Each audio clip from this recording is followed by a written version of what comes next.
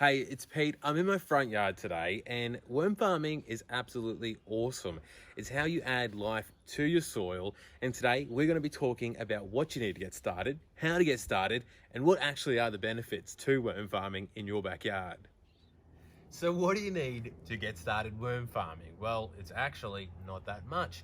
First up, of course, you need some worms. I got mine from my local community gardens. Hopefully yours sells them as well, but if not, you can go check out your local hardware store where they'll either sell them as live worms or as worm eggs. The other thing you need to get while you're at the hardware store is a coconut core peat brick. Just make sure you get the type that doesn't have fertilizer in it. One of the very small ones is what you want, and that's going to do you perfect. Probably get two if you've got a large worm farm. The other thing, some water that you've let sat for 24 hours so all the chlorine has off-gassed, some cardboard that you've removed all the tape from, and of course you need a worm farm. Now, I did a lot of research when I got started worm farming, worked out the Worm Cafe is probably the best value for the size of it and made from 100% recycled plastic. You can't go wrong.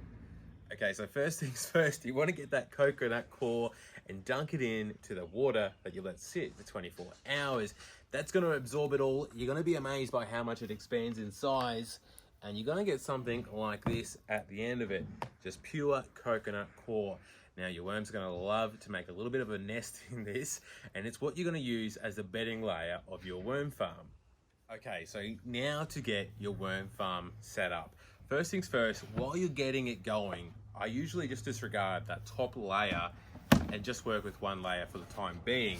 You want to lay cardboard in there, just make it fit kind of roughly, because you want to stop the worms from being able to get through the holes which the worm teas are going to drain through. So simply line that first layer.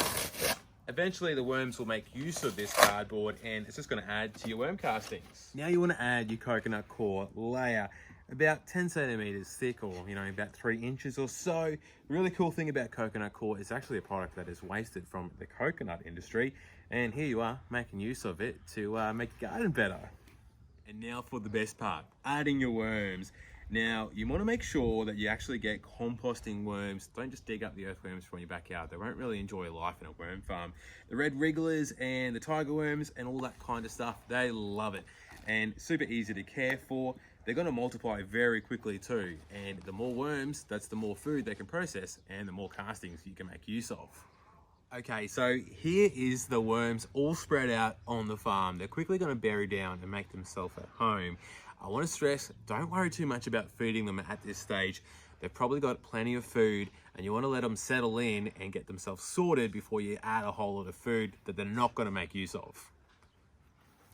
Now you want to add some cardboard that you've soaked in that water that you've let sit for 24 hours. And the reason for this is you want to add a layer of cardboard on top of the worms. They're not surface feeders, they shy away from the light quite a bit, and you'll find they're a lot more productive when you've got a layer of cardboard on top of them. And you're done for the next week or two anyway. Just make sure it stays nice and damp inside of your farm for the time being, and eventually, after a week or two, you want to start adding small amounts of food. Eventually, when you see your worms making use of all that food within a week or so, that's when you can start adding more food, and the population of your worms is going to increase to the point where you're going to have to bring in this second layer. So you'll notice in your farm, there are these little ridges for the second container to sit on. Once your worm farm reaches that level in the first tier, that's when you're going to add the second one. Now, some people just add their scraps on top of this and let the worms come up. I personally like to add another layer of coconut core and then some scraps on top of that as well, just so the worms have some extra bedding space and it gets them off to a good start for your second tier. So 6 months has passed. You've been keeping the moisture levels up in your farm the whole entire time.